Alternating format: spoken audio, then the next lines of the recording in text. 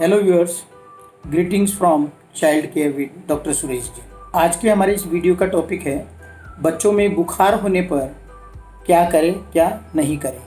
Fever in children, dos and don'ts. बच्चों में बुखार बहुत ही कॉमन है। यह डॉक्टर से कंसल्टेशन का सबसे बड़ा कारण है। वैसे तो बच्चों में बुखार पेरेंट्स के लिए पीड़ादायक है, एक डिफ़िकल्ट टाइम है, लेकिन अगर वह ये जान ले कि हमें क्या करना है और क्या नहीं करना है तो मैनेजमेंट बहुत इजी हो जाता है। तो आइए आज के इस वीडियो में हम यही समझने की कोशिश करते हैं। So let us get started. सबसे पहले हम ये जानते हैं कि बुखार होता क्या है। इसको मेडिकल टर्मिनोलॉजी में पायरेक्सिया कहते हैं और हम सबको इसका प्रैक्टिकल एक्सपीरियंस है। जब शरीर का तापमान सामान्य से अधिक होता है तो हम इसको बुखार कहते हैं। ऑन एन एवरेज हम बोल सकते हैं कि 98.6 टेम्परेचर से ज़्यादा बुखार है। एक जिला यानी आर्मपिट और बगल जिसको बोलते हैं हम, इसमें 99 फ़ारेनहाइट से ज़्यादा, मुंह में 99.7 से ज़्यादा और रेक्टल या गुदा या कान का टेम्परेचर 100.4 डिग्री फ़ारेनहाइट से ज़्यादा अगर हो तो हम उसको बुखार कह सकते हैं। वैसे बुखार अपने आप में बीमारी नहीं है, यह बीमारियों का लक्षण है और बीमारियों का बच्चों में ये कॉमनेस्ट लक्षण है और कई बार तो बीमारी का सिर्फ लक्षण, ओनली लक्षण बुखार ही होता है। शरीर का नॉर्मल टेम्परेचर कितना होता है यह कोई निश्चित नहीं है जो सभी के लिए समान हो। उम्र, एक्टिविटी, किस समय हम नाप रहे हैं और शरीर के कौन से अंग में हम नाप रहे हैं, इनके अंदर में सब में एक डिफरेंस आता है। वैसे सारे दिन किसी एक बच्चे का ये टेम्परेचर एक रेंज में फ्लक्चुएट करता रहता है। सुबह कम रहता है, शाम को ज़्यादा होता है, लेकिन ऑन एन एवरेज जैसे मैंने कहा 98.6 फ़ारेनहाइट को नॉर्मल माना जाता है। बगल से मुंह का टेम्परेचर ज़्यादा होता है और मुंह से गुदा का यानी रेक्टम का या कान का टेम्परेचर ज़्यादा होता है। आखिर बुखार क्यों होता है?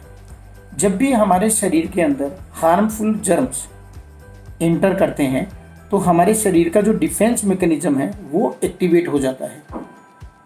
उस एक्टिवेट होने का कारण है कि वो जर्म्स को हटाना चाहता है, जर्म्स की ग्रोथ को इनिबिट करना चाहता है और ये जो डिफेंस सिस्टम एक्टिवेट होते हैं इसी का परिणाम है कि हमारे शरीर का तापमान बढ़ता है और उसी को हम फीवर कहते हैं। सही मायने में तो ये फीवर लाभदायक है, ये हमारे शरीर के लिए फ़ायदेमंद है, ये हमारे शरीर का फ्रेंड है, शत्रु नहीं है और इन्फेक्शन कंट्रोल करने में, बीमारी को कंट्रोल करने में हमको बहुत मदद करता है। इसलिए अगर कोई तरह का डिस्कम्फर्ट नहीं हो तो बच्चे की कम बुखार को उतारना शरीर की डिफेंस वेपन को छीन लेने के बराबर है। इसलिए ऐसा नहीं करना चाहिए। बुखार के क्या क्या कारण होते हैं? बुखार नॉर्मली इन्फेक्टिव और नॉन इन्फेक्टिव कारणों से होता है। बच्चों में इन्फेक्टिव कारण ही बहुत कॉमन है।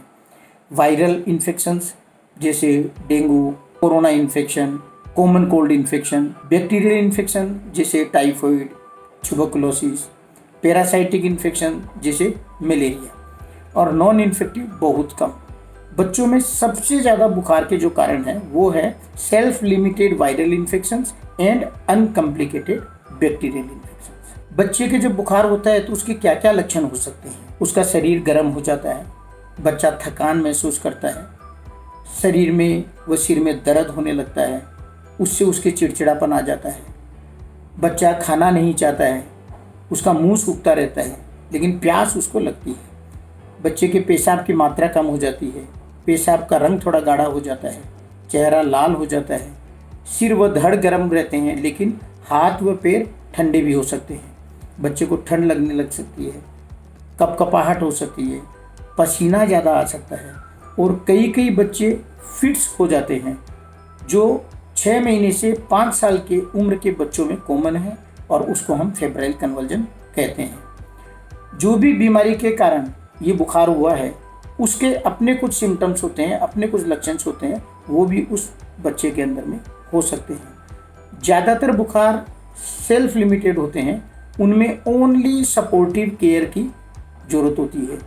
तो यह जानना बहुत ज़रूरी है कि हम ऐसा क्या करें जिससे बच्चे को कंफर्ट मिले और क्या ऐसा नहीं करें जिससे बच्चे को नुकसान हो सकता हो। तो आइए सबसे पहले हम ये जानते हैं कि हमें क्या क्या करना चाहिए। सबसे इम्पोर्टेंट है बच्चे के टेम्परेचर को मॉनिटर करना। वैसे तो बच्चे को छूने से हमको पता चल जाता है कि उसका शरीर गर्म है। बच्चे का तापमान हमेशा हमको थर्मोमीटर से ही लेना चाहिए। हम लोग जानते हैं कई तरह के थर्मोमीटर होते हैं, जैसे पहले ये एक मरकरी थर्मोमीटर चला करता था, उसके बाद में डिजिटल थर्मोमीटर आ गया, फिर बीच के अंदर में यहाँ पर सिर पर लगाने के लिए एक प्लास्टिक टेप आती थी, और अभी ये इंफ्रारेड थर्मोमीटर भी काफ़ी चल रहा है। इन सब में सबसे बढ़िया और घरेलू यूज के लिए ये जो डिजिटल थर्मोमीटर है ये है। थर्मोमीटर से जो हम नाप लेते हैं वो स्किन का ले सकते हैं, मुंह का ले सकते हैं, रेक्टम यानी गुदे का ले सकते हैं, और बच्चों में कान का टेम्परेचर भी लिया जाता है। स्किन का टेम्परेचर मोस्टली फोरहेड से लेते हैं।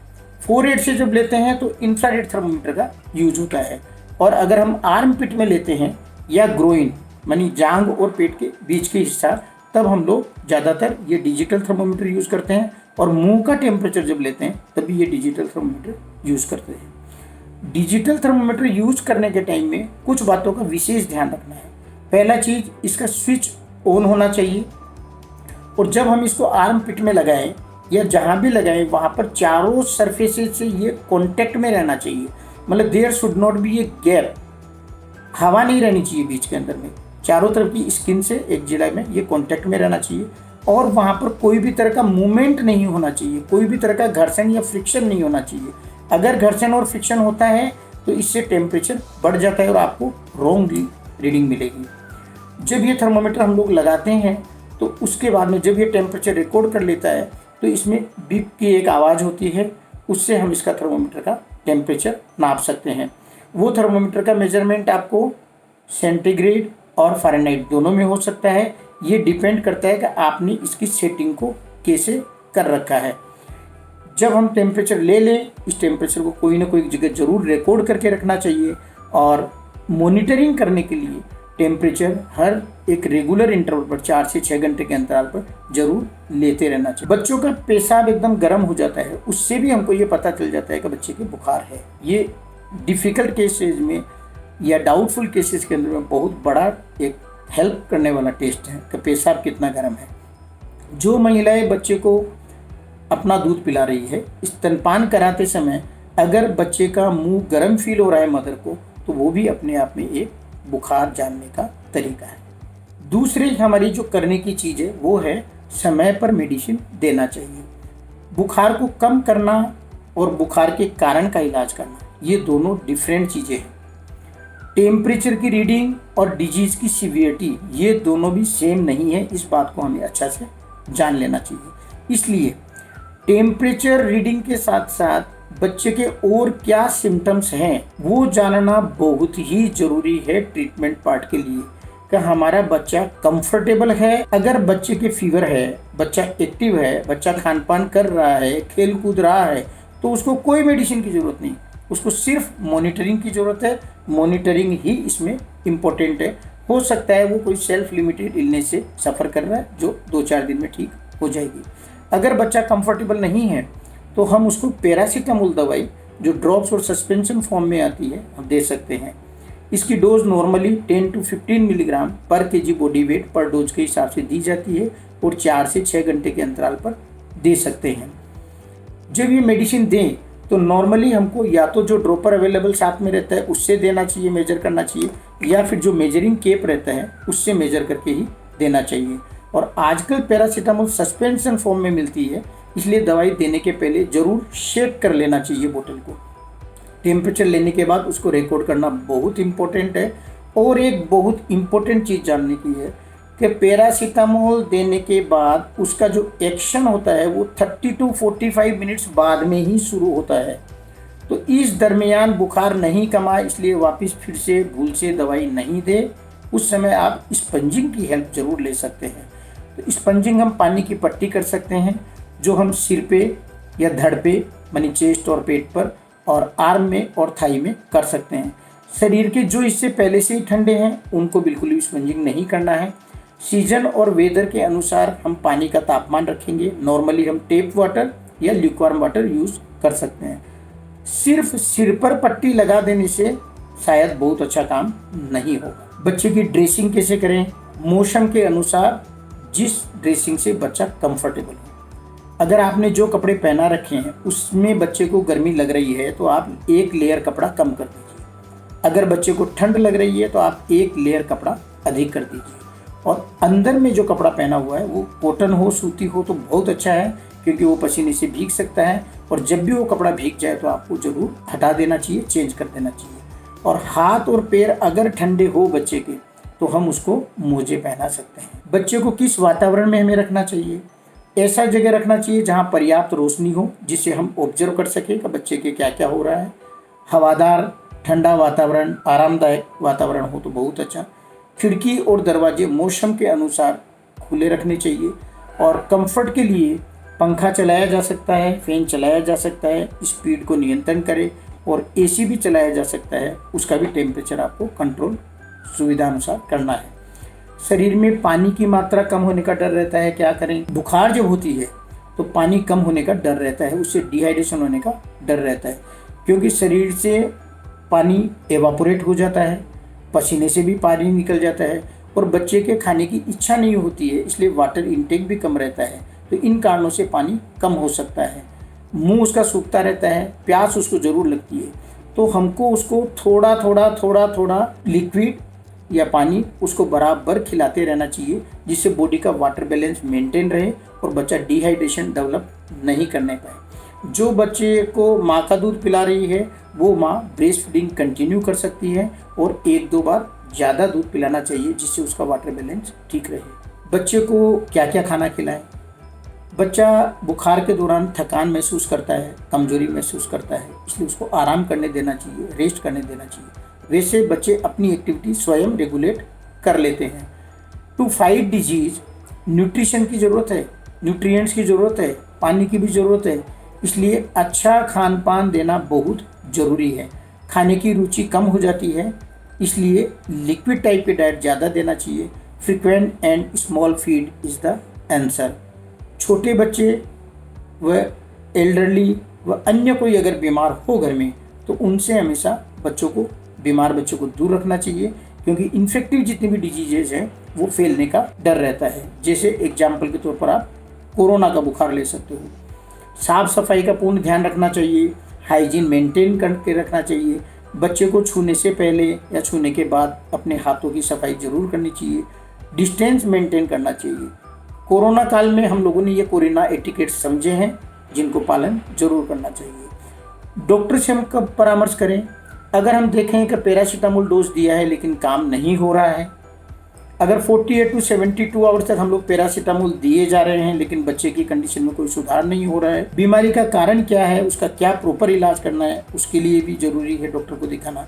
और कई परिस्थितियों में हम लोगों को इमरजेंसी कंसल्टेशन की भी जरूरत होती है। अगर बच्चे के फिट्स आने लग जाएं, बच्चे के सांस में तकलीफ हो, बच्चे के में पेशाब की मात्रा कम हो जाए या डिहाइड्रेशन के और साइंस हो जाएं, बच्चे के कोई भी बॉडी पार्ट से ब्लीडिंग हो रही हो, या बच्चा बहुत ज़्यादा इरिटेबल हो या बहुत ज़्यादा ड्राउजी हो रहा हो, रिपीटेडली वोमिटिंग कर रहा हो, किसी भी शरीर के अंग में उसके बहुत ज़्यादा दर्द हो रहा हो, 3 महीने से छोटे बच्चे, 104 डिग्री फ़ारेनहाइट से ज़्यादा टेम्परेचर, और अगर हमको बच्चे की कंडीशन अच्छी नहीं लग रही है किसी भी कारण से, तो ज़रूर डॉक्टर को कंसल्टेशन कर लेना चाहिए। हमने ये सब जान लिया कि हमें क्या क्या करना चाहिए। अब हम ये भी जानते हैं कि हमें क्या क्या नहीं करना चाहिए। सबसे पहला चीज़, घबराएं नहीं, क्योंकि बुखार होना एक कॉमन बात है और ज़्यादातर केसेस में ये अपने आप 3-4 दिन में ठीक हो जाती है।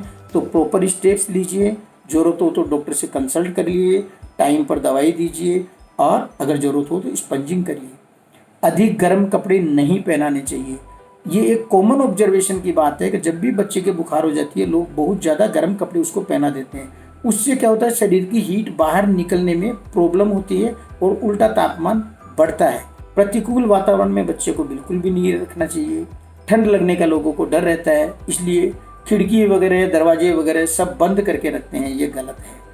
ठंडे पानी की पट्टी या बर्फ़ की पट्टी या अल्कोहल की पट्टी ये बिल्कुल भी नहीं करना चाहिए। बीमारी को कंट्रोल करने के लिए न्यूट्रिएंट्स की ज़रूरत है, इसलिए बच्चे को भूखा कभी नहीं रखना चाहिए। और एंटीबायोटिक की साधारण ज़रूरत नहीं होती है, सेल्फ मेडिकेशन नहीं करना चाहिए, क्योंकि हर बुखार बैक्टीरियल बुखार नहीं होता है और हर एंटीबायोटिक हर तरह के बैक्टीरियल इन्फेक्शन में भी काम नहीं करती है। तो अगर आपको ज़रूरत महसूस हो तो आप अपने डॉक्टर से कंसल्ट करिए। एंटीबायोटिक सेल्फ मेडिकेशन कभी मत करिए, नहीं तो एंटीबायोटिक रेजिस्टेंस डेवलप हो जाता है और वो बहुत ही गलत होता है। कॉम्बिनेशन मेडिसिन जो आती है, जैसे paracetamol with mefenamic acid, paracetamol with ibuprofen, paracetamol with aceclofenac, ये सब दवाइयाँ हो सकता है बुखार थोड़ी सी ज़्यादा कंट्रोल करें, लेकिन इनके साइड इफ़ेक्ट्स बहुत ज़्यादा है और अगर हम ये देते रहें तो लंबे टाइम तक बुखार नहीं रहती है। इसलिए हमेशा बीमारी की डायग्नोसिस भी देरी होती है, इसलिए उसका ट्रीटमेंट भी देरी हो जाता है। तो कॉम्बिनेशंस मेडिसिन कभी भी यूज़ नहीं करें। आशा करता हूँ आपको ये वीडियो यूज़फुल रहेगा, अच्छा लगा है। अगर अच्छा लगा है आप लाइक करिए, अपने सगे संबंधियों फ्रेंड्स के साथ में इसको शेयर करिए। कोई भी अगर आपके कमेंट हो तो ज़रूर कमेंट बॉक्स में लिखिए।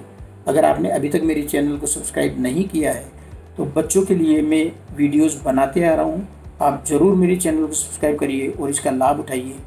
Thank you very much.